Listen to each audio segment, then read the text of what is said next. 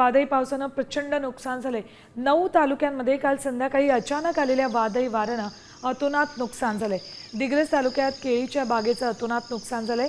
उमरखेड आणि पुसद तालुक्यात 21 हेक्टरवरच्या पिकांना फटका बसलाय। 108 गोठ्यांचं नुकसान झालंय। भाजीपाला उद्ध्वस्त झालाय। पुसदमध्ये केळीची बाग पूर्णतः उद्ध्वस्त झाली। 2 किलोमीटर आहे बाबू। केळीच्या बागांचं नुकसान झालंय तर दुसरीकडे घरांची मोठ्या प्रमाणात या वादळी वाऱ्यानं पडझड झालेली आहे आणि त्यानंतर जोरदार पावसानेही भाजीपाला पिकांचं नुकसान केलेलं आहे। केळीच्या बागा अक्षरशः झोपलेल्या दिसत आहेत तर घरांचीही पडझड झाली मोठ्या प्रमाणात।